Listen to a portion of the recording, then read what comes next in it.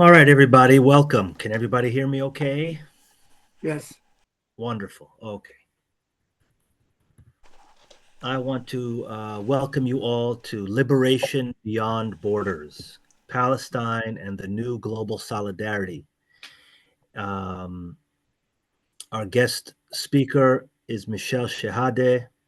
Um, we're going to be talking about in the midst of a fragile and disingenuous ceasefire and continued cleansing in the West Bank, where should the Palestinian liberation movement focus its energy? Um, One second. I'm just going to say a few brief words about Michel Shehadeh that I have here. Um, Michel Shehadeh was born in Amman, Jordan, to a Palestinian Christian family. He is Palestinian American. This might be outdated. My apologies. No problem. You can correct me, please. So he is the executive director of the Arab Film Festival, and the regional director of the American Arab Anti Discrimination Committee. He was raised in Palestine and later relocated to the United States for college. He holds a BA in journalism and a master's in public administration from California State University, Long Beach. In 1987, I'm going to summarize this. Michel Shehadeh was involved in activism in the university, maybe one of the earliest SJPs that there were, and he was unfortunately arrested and part of a very famous trial called the Los Angeles Eight. That trial went on for, I think, 2 decades on obvious bogus charges.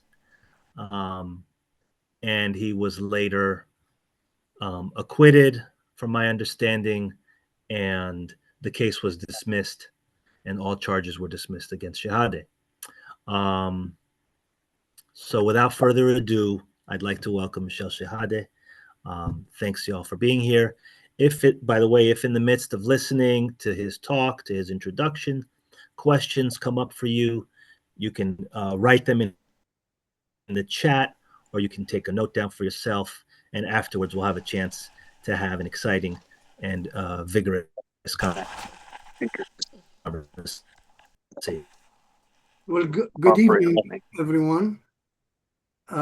Just a little bit of corrections in the introduction. I am not the executive director of the Arab Film Festival or the ADC. Previously, I was the executive director of the Arab Film Festival and the Western Regional Director of the American Arab Anti-Discrimination Committee.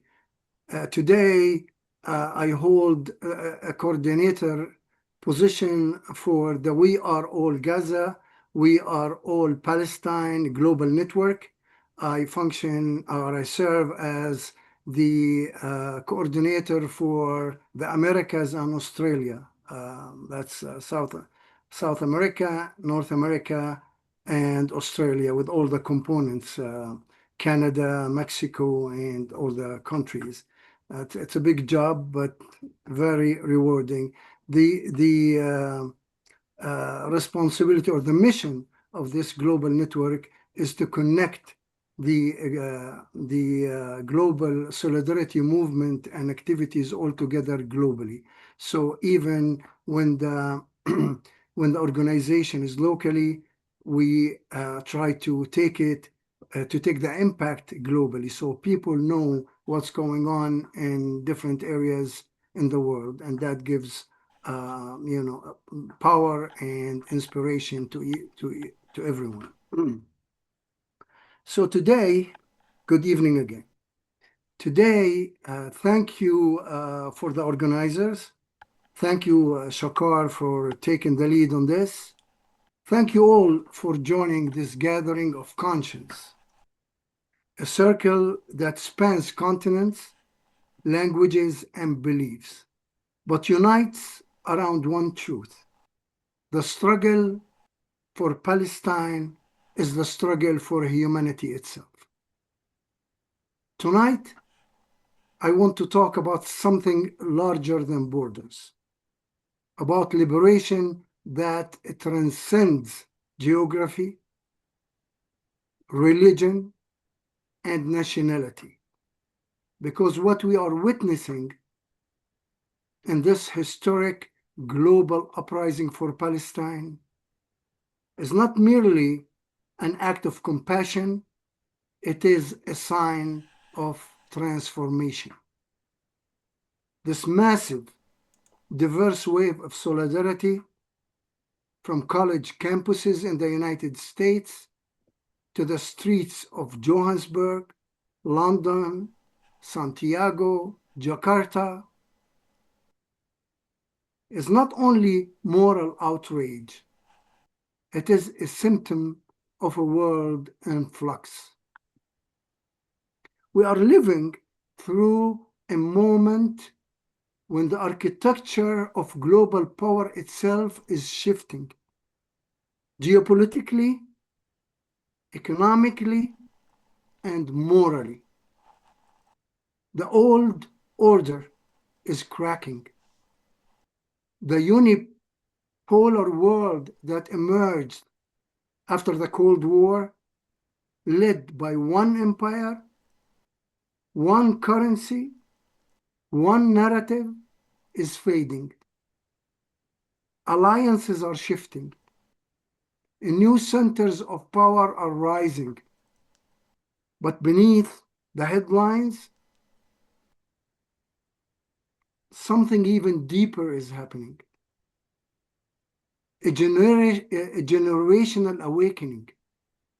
Across the West, a new generation has come of age. A generation that grew up watching endless wars, economic crashes, student debt, poverty, homelessness, and the decay of democracy at home. They were promised progress, but inherited precarity. They were told their nations stood for freedom, but watched their governments bankroll oppression. And then Gaza happened. The veil was torn. Overnight, the entire moral vocabulary of the West, democracy, human rights, rule of law, collapsed under the weight of its own hypocrisy. When people saw the genocide against Gaza unfold in real time, funded, armed, and justified by Western powers, something broke. Millions looked up and said, enough. They realized that the same governments cutting healthcare, neglecting infrastructure, and feeding the military-industrial complex are the same ones fueling the destruction of Gaza. They began to connect the dots that militarism abroad and inequality at home are two sides of the same system, that the same billionaires and corporations who profit from endless wars also profit from human misery everywhere, that the same ideology that dehumanizes Palestinians also exploits workers, evicts tenants, and poisons the planet. And Palestine became a mirror reflecting not only Israel's crimes, but the rotting moral foundation of the global system itself. And in that mirror, people saw their own struggle. They saw the fight against police brutality, against climate destruction, against debt, against racial hierarchies, all connected to one engine, the logic of domination. That's why students in New York chant the same slogans as youth in Amman, Cape Town, or Sao Paulo. That's why Christian, Muslim, Jewish, indigenous, and secular voices stand side by side. They understand now that the liberation of Palestine is not separate from their liberation. It is the same river with many tributaries. That's why we say liberation beyond borders, because the struggle in Gaza has transcended geography. It has become a moral compass for a generation searching for direction in a collapsing world. Let us be honest. The world our youth inherited is not sustainable.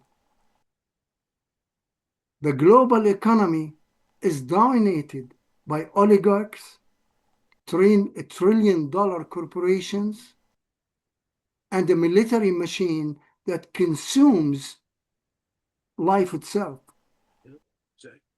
They spend trillions on weapons, while millions sleep without shelter. They manufacture wars to maintain markets and call it foreign policy. They speak of freedom while policing thought and criminalizing dissent. But the young are not fooled anymore. They see that this system cannot solve the crisis it creates. And when they looked at Gaza, they saw the purest expression of that failure. The use of advanced technology, AI, satellites, drones, and billions in weaponry, not to build life, but to annihilate it. So, what began as solidarity with a besieged people has evolved into something deeper, a global reckoning with empire itself. When millions marched for Gaza, they were not only saying, stop the genocide. They were saying, stop the system that produces genocides, wars, and economic misery. Standing with Palestine has become an act of self-liberation. To stand with Gaza is to declare, we refuse to live under the grip of the same billionaires, oligarchs, and war merchants who built their empires in human misery and the blood of the innocent. When we rise for Palestine, we rise for our own dignity. When we defend Palestine, we defend the future of every child on this planet. When we speak for Palestine, we speak for the world we want to leave behind. A world of justice, not domination, of life, not profit.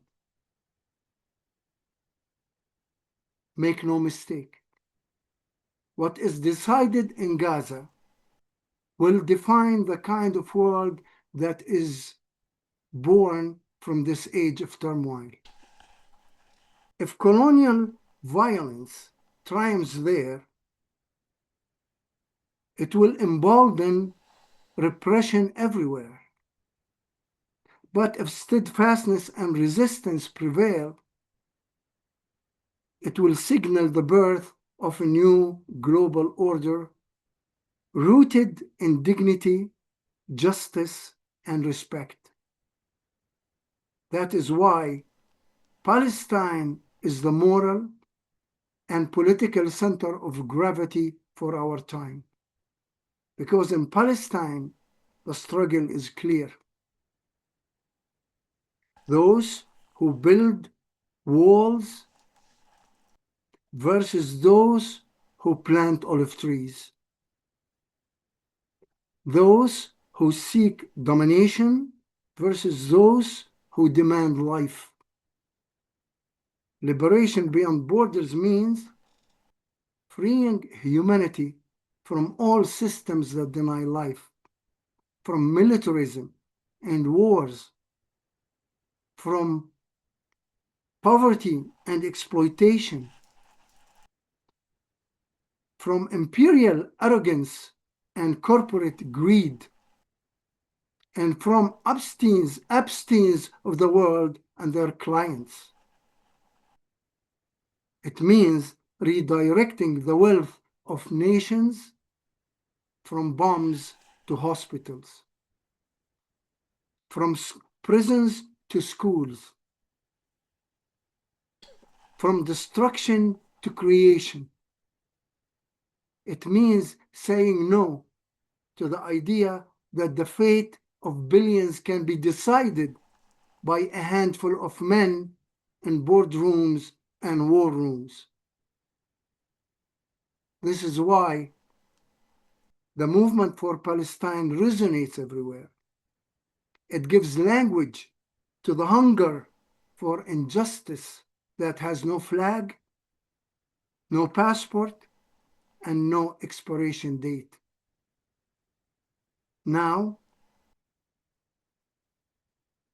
as we stand in this fragile moment with talk of ceasefires that mask continued ethnic cleansing in the West Bank and more killing and destruction in Gaza, the question is, where should the global Palestinian liberation movement focus its energy?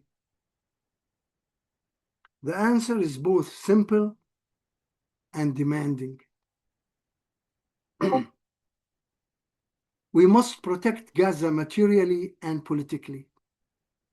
We must defend the West Bank and Jerusalem from ongoing settler violence. Demand to stop arming and funding Israel. Recognize that Zionism is racism and colonialism.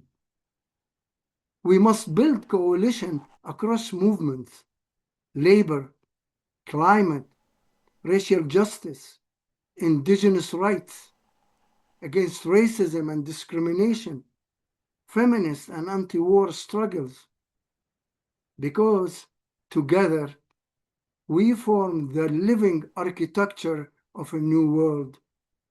And above all, we must never allow Palestine to be isolated again.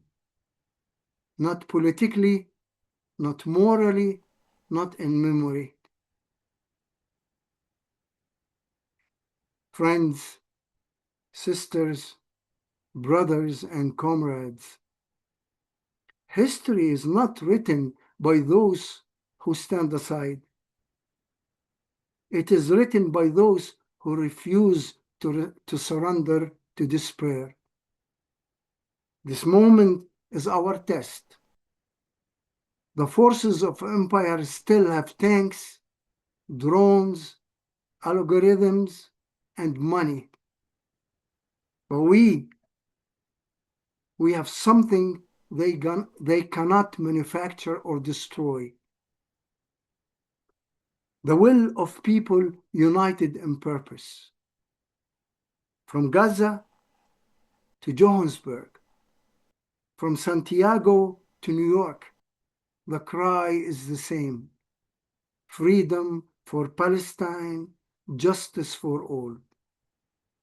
And as we raise that cry, we are not only demanding liberation for one people, we are proclaiming a new horizon for humanity. Because liberation, my friends, is contagious. And once it begins to cross borders, no wall, no weapon, no lie can stop it.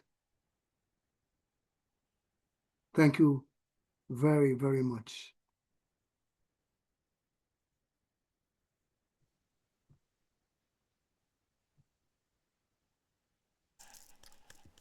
Michel Shehadeh, thank you so much, sir. I really appreciated that. I'm sure others did from the reactions. It seems that way. Um, I know I have some questions and I have some comments, but I would love to hear from others first. Um, you can write your question in the chat, or you can simply raise your hand, or you can simply speak. We're all pretty casual here. I'm going to give it a moment to see if anybody has a question or a comment they'd like to share with us.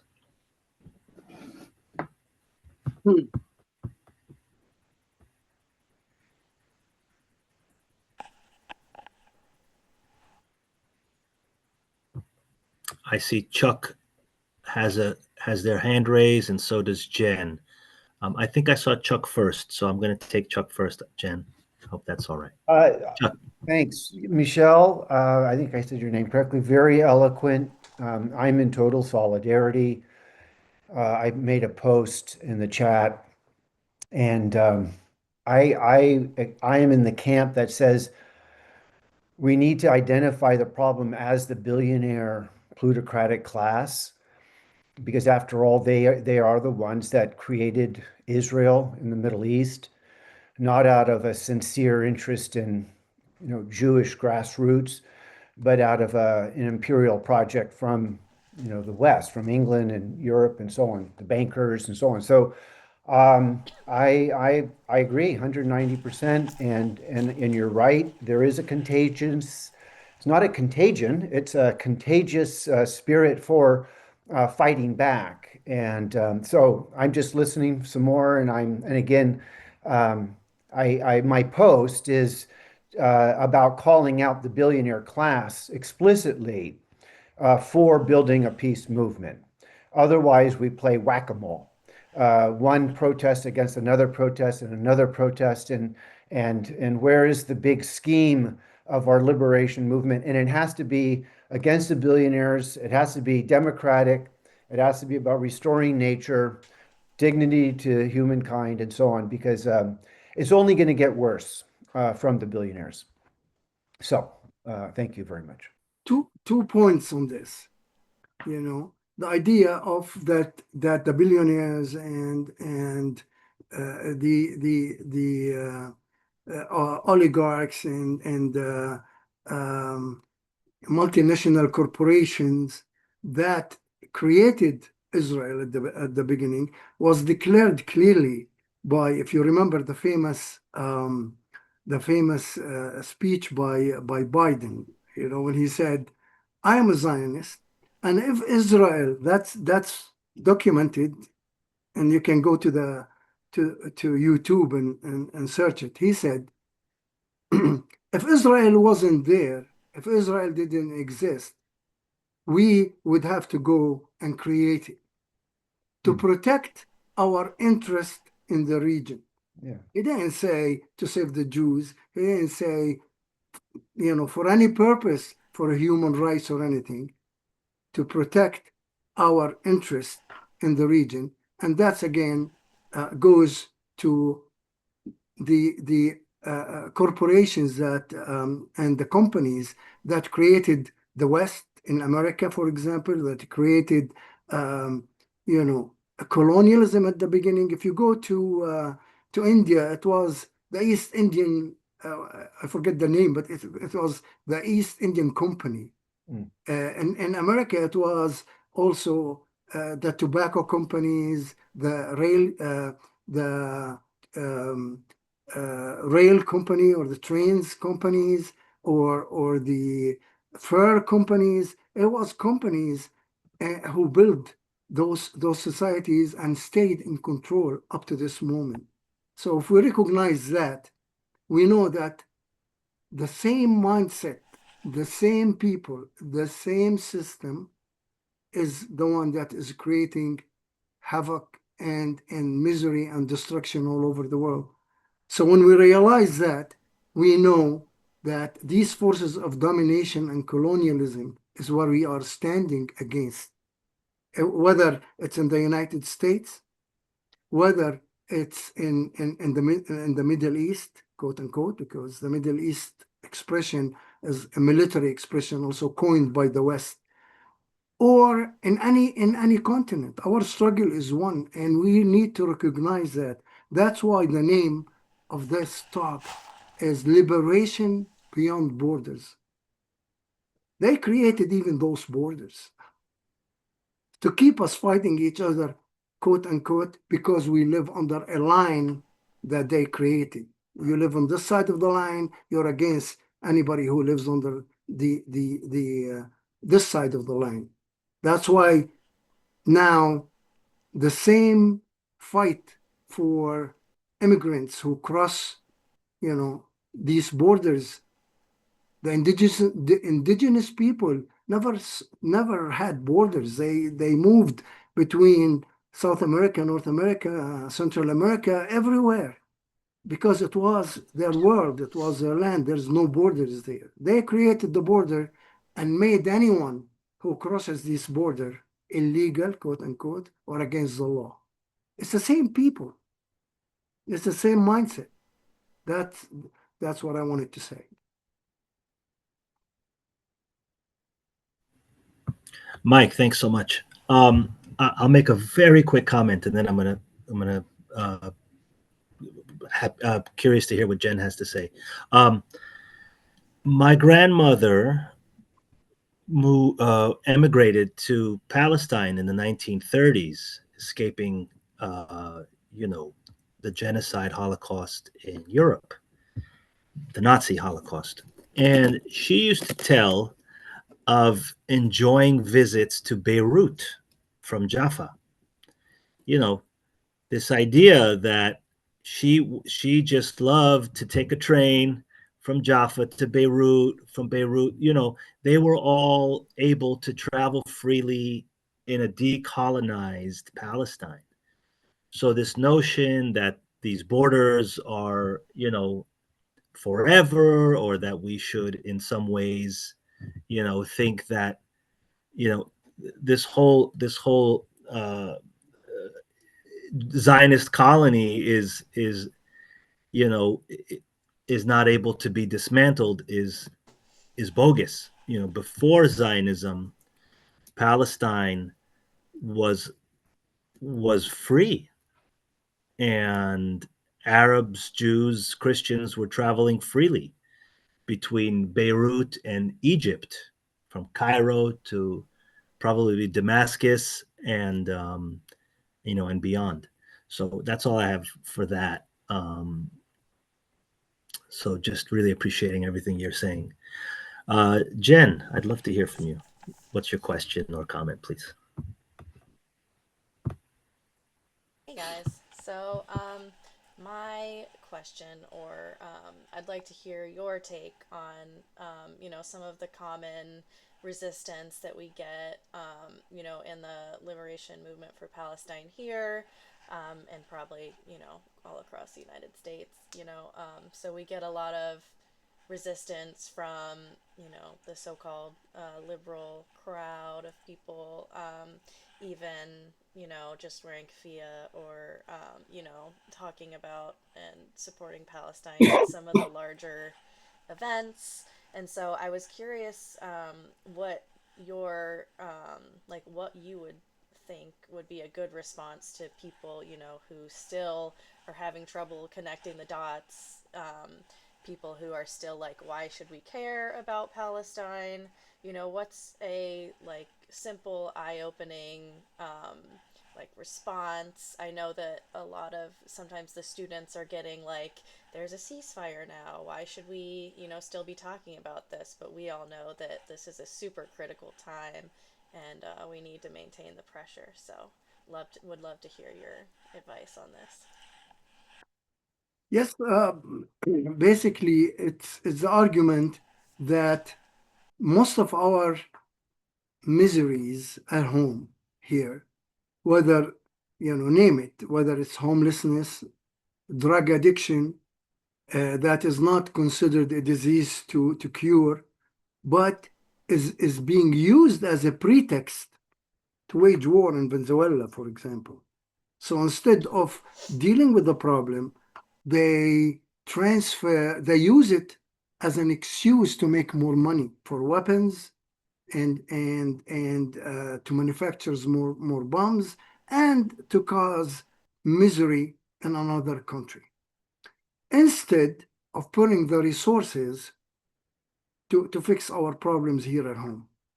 And I see that from for different reasons, that narrative is cracking. The narrative of domination, the narrative that the liberals used to espouse, that our country stands for human rights, that our interference in the world, that our misery causing involvement in the world is not really protecting um, democracy as they claim, or human rights as they claimed, or the rule of law. On the contrary, they have broken all of that. So the narrative now doesn't make sense to anybody. The world is seeing it. More than half of America, the overwhelming new generation, seen it. Now there is just the old liberals who still are hanging to supporting Israel, the Christian evangelicals who are not really supporting the Jews, but supporting Israel for a purpose against the Jews. If you look into it, they want the second coming of Christ to come, so the Jews can be forced to believe in Christ, who they are denied him before. Basically, their motivation is anti-Semitic. This is the real anti-Semitic. Is not fighting against colonialism and Israel. What it represents is anti-Semitism. Anti-Semitism is alive and well, and not in this liberation movement for Palestine. It's actually in the crowds that supports Israel itself. And on the right, that's in the liberal side in the United States. On the right, we have a crack in the narrative also. Although let me explain that that's not coming from a place where I'm happy that the narrative is cracking, but I don't consider those people are my friends, because it's coming from white supremacy. It's coming from isolationism. It's coming from an ideological base that I totally disagree with and oppose. But I'm just describing the situation that the narrative is cracking on the right and on the left, and in the younger generation. Even let me make this point. Even within the evangelical base, the young people in that base are starting to question. So it's cracking over there too, and it's a matter of time. So what we cannot explain to these liberals more than that. We need to engage them and show them the logic. Sometimes, people are just comfortable with their brainwashed narratives, and they don't want to leave it. It gets them uncomfortable. We engage them, we try, and eventually history is going to prove to them, or time will prove to them, when those people die eventually, the new generation is going to take over, and more new generations. So is either they decide, and you can make that point to them, is either you decide to change your mind right now because you've been brainwashed, and here is history, here is the facts, here is everything to tell you, or eventually you're going to go with this mindset, but the new generation are not believing you anymore. They decided that your kind of thinking is not for us, is not for the future. It's your choice. Sometimes you can change some minds, and sometimes you can't. But history and the facts on the ground eventually do their work, change some minds with our help. A few would stay there, but eventually that few will disappear. Thanks, Michel. Reminds me of the book, One Day Everyone Will Have Been Against This. Yep. It's a wonderful book. Yes. It's a really It's a good good book to starter. read. Yes, I Yeah. agree. Yeah. I don't know how many times I go in public and I find I'll read it. Like I go to the Y and I'm sitting in the sauna and I read it, and I get people talking to me about it. Oh, I read that book. That's a wonderful book. And oh my God, I'm so sad, so sorry and sad about what's happening over there. And I just engage and lightly, gently. Well, history is on our side, and logic is on Yeah, our side, and for humanity is sure, on our for sure. side. So we have all the weapons, and I said, they have all the drones and the tanks and the technology and the AI, but we have one thing they can't and couldn't manufacture, which is the will of the people. So basically, we're going to, and the title of this talk is why I really like it, because we're erasing the borders and saying that humanity, you take the borders out, share one thing, that they want to live peacefully without wars.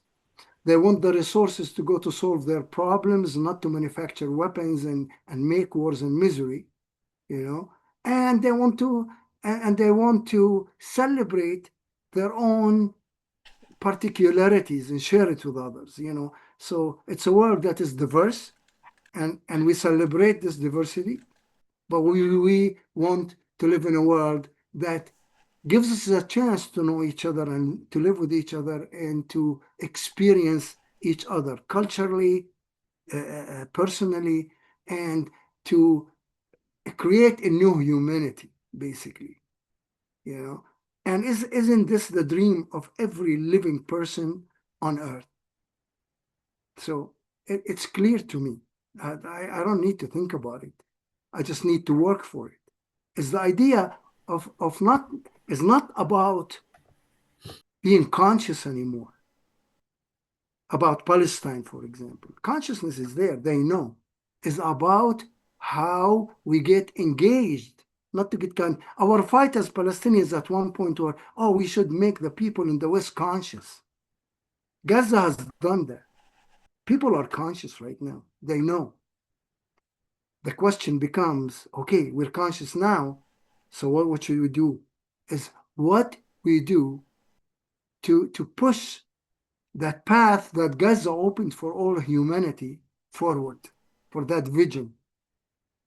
Finish colonialism. And Palestine is the last direct colonial project in history right now. So basically, if we liberate Palestine, it's a new dawn for humanity. Colonialism, direct colonialism has ended. Now the fight becomes, after this consciousness, to end the systems of oppression, the systems of domination, the militarization. So it is our fight together. And we need to internalize this and see what we can work. It should become a way of life to us every day, because it's not about going out and spending time and energy to organize a demonstration outside, which is important, very important. But also sitting at home or going to the market, what you want to buy, Yeah. What kind of product you buy? Do I buy a product, produced by a company that supports discrimination, racism, or militarism, or by Ben and Jerry's ice cream instead of another, for example. So yes, when it becomes a way of life, then the way you live becomes a resistance. And when that becomes global, that the way you live is resistance, our liberation becomes closer, and and uh, and we win the time instead of suffering for more and more time. If we make liberation a way of life for us, we will win sooner than later, and that's what we want. Thanks very much, Michael. I wanted to just bring up a quick point about what happened in New York City with Mamdani. Yes, That has a lot to do with changing people's hearts and minds, yes, because when they went to the ballot box, it was all they've all been primed. Everyone already recognizes the bullshit. They recognize the lies. They recognize the manipulators. They've been, Gaza has taught us. Some of us knew before, but that's okay. I'm talking on a massive global level. Mamdani's direct, um, you know, let's say approach to Zionism, or he calling out Cuomo, supporting or Palestine without yeah, excuses. Yeah, and the same has happened in Seattle now. We have, I want to say Jane Wilson, but it might be Janet. I don't want to get the first name incorrect, but another social democrat has won in Seattle.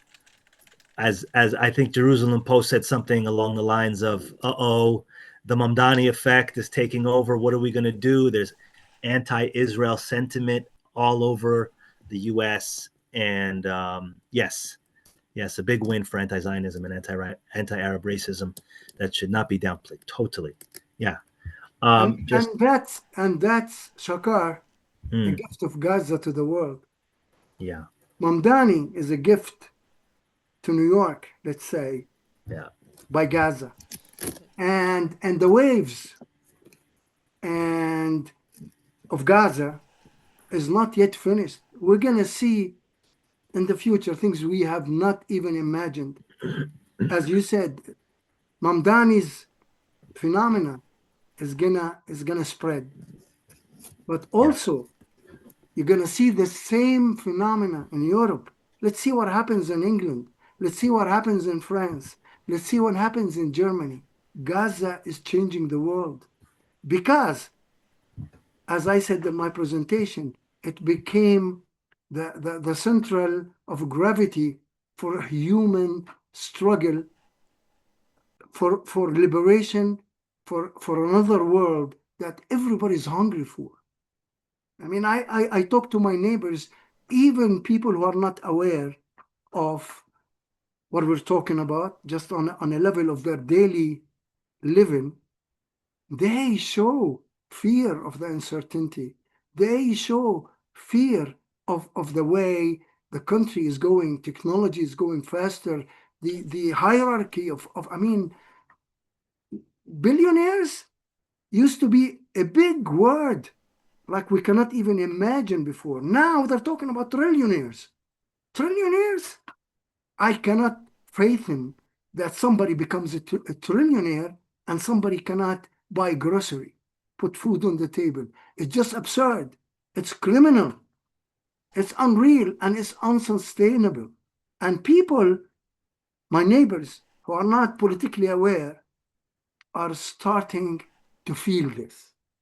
That means something is going to give in. Technology should be good for humanity. Advancement should be good for humanity. What's happening is we are advancing in technology, but the social system is still stuck behind somewhere in the past. But what's happening today, and I want to make a point I've been thinking about, I haven't yet developed it in my head. that we are not just seeing a change of a world order from a unipolar into a multipolar world, but we are seeing a change in cultural cycles. Because political changes comes every generation, 2 generations, or things like that. But cultural cycles changes every 200, 300 years. And to me, I'm beginning to think maybe that's what's happening now. I just need to dig deeper into this and develop it. But I'm beginning to see it. I just picked up, the end of the line in this.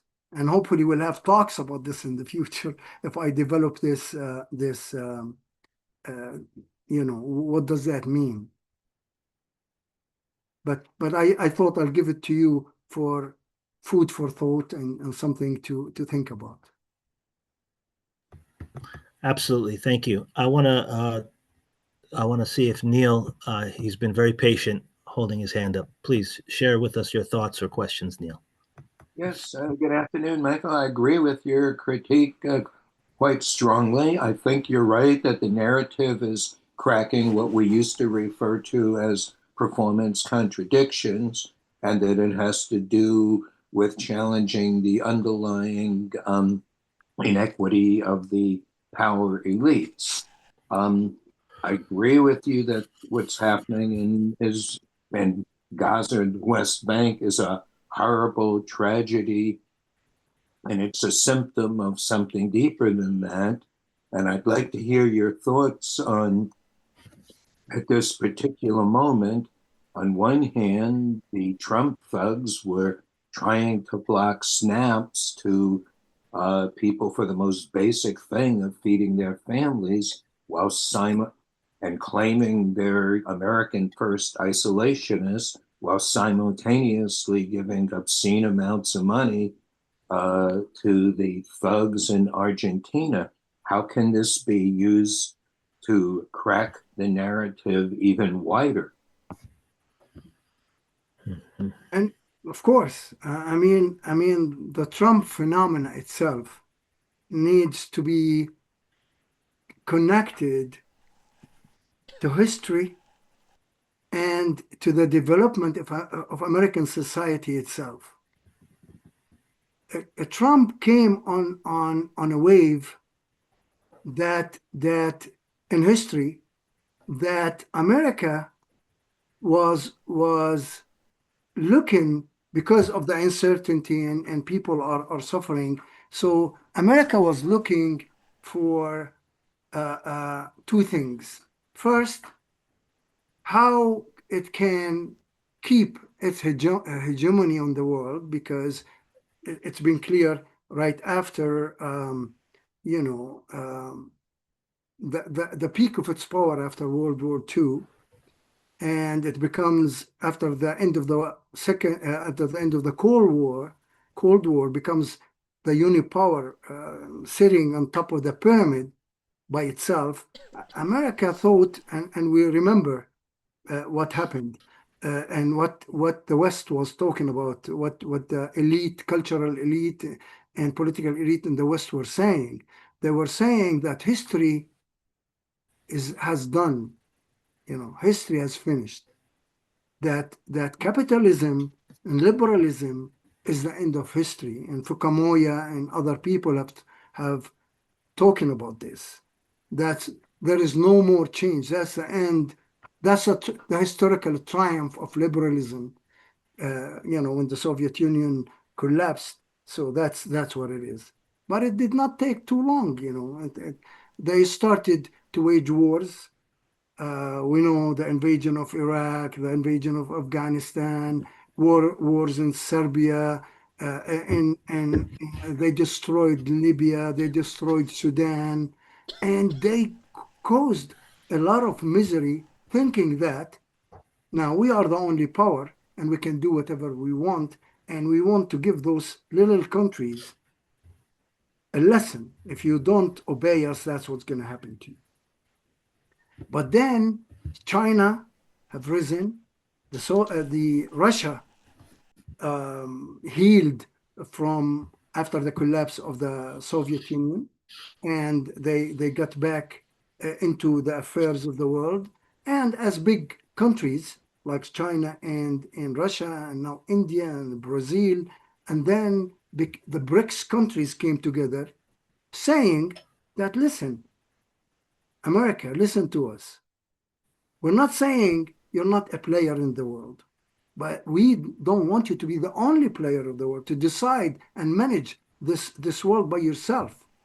We have the right to that. If you look at the population of these countries, you say that they have the right to be a part of managing the world. And more people, more countries started to join that camp that is opposed to the hegemony of the West. I'm talking about Europe, led by the United States.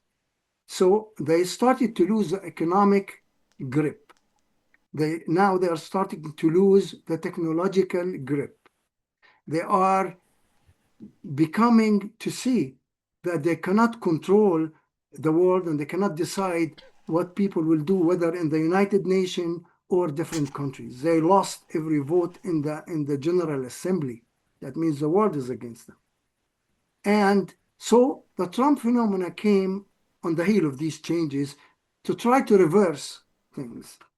And also because the working class in the United States was really suffering, they followed him. They followed him thinking that this guy is going to reverse things under the pretext that I'm going to bring money back. I want to bring the industry back. America first, not other things. After a year of Trump's, people have started to recognize that it's not America first, it's Israel first.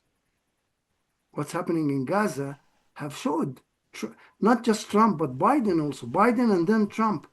There is something wrong with insisting to support Israel as it does what it's doing in Palestine of genocide and ethnic cleansing. And the new generation right now have seen that, because if you remember, Trump have gained the support of the younger generations in the first and at the beginning of his running as a president.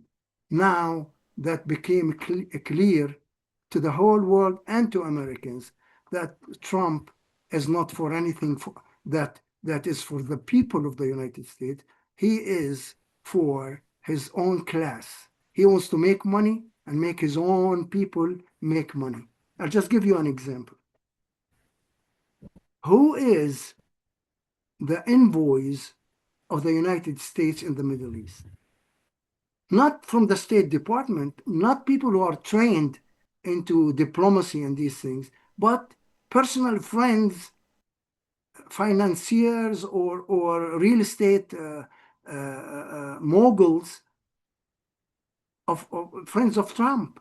We have Witkoff, Kushner, Barack, Tom Barack, who is now the architect of or the responsible person. He's the ambassador, the American ambassadors in Turkey, but is responsible for Lebanon and Syria. So these people are waging foreign policy based on investment, based on making money deals. For example, I'm just going to give you an example.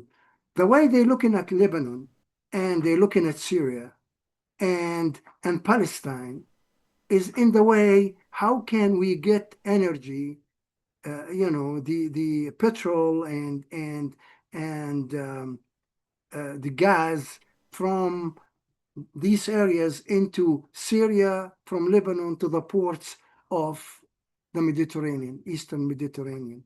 This is how they look at it. So they start waging foreign policy to achieve these things, to make these areas under their control. Or how could we compete with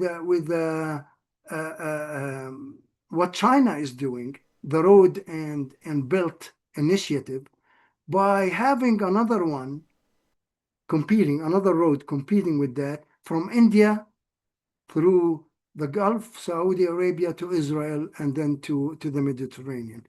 I'm not saying those things, just these things are real. And those people are thinking for themselves and thinking about their profits and money, not to solve American problems. And Trump now, as much as he says, these facts are being uncovered.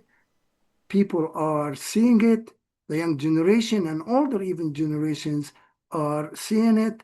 And the fight against him is on the way. I mean, there is a case in the Supreme Court now about the tariffs, for example, and other things. But what we need to bear in mind that if Trump and the Republican Party are clear that they are not working for the benefit of the American people, the alternative is not the Democratic Party. So that's the game they always played. You get dissatisfied with one party, you go and choose the other party. But hopefully, Mamdani's phenomena is gonna even crack this two-party system. I hope, and crack this hegemony that the political elite and the billionaires and the oligarchs, because that system works for them and they're trying to keep it and protect it. I hope that the people in the United States can find a way to crack that two-party system into a system that really represents their will and their interest. So Trump might want to become a dictator, he really wants to be a dictator, like what happened in Germany, through the democratic system that is rigged anyway and works for the money and the companies. He wants to use it to become the Führer of the United States at one point, and we should be vigilant and not allowing him to do this. Because even Newsom, the governor of California, the other day came and say that he's worried that we're not going to have elections in 2028, and that there is talks about Trump changing the constitution to run for another term. My fear is not running for another term. My fear is he wants to change the whole system into a one-man rule, a dictatorship that the people shouldn't allow.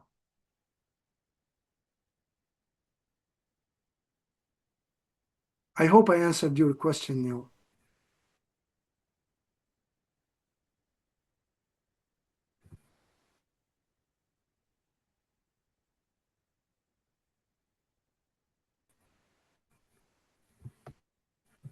So, any more questions?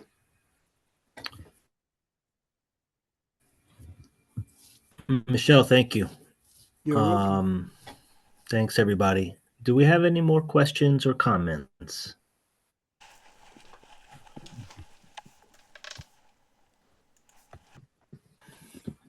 Well, thank you again. I think we came to the end of this, and I appreciate the opportunity, and I hope to be engaged in the future around these issues, because the short future that is coming right now, we're going to see more and more a transformation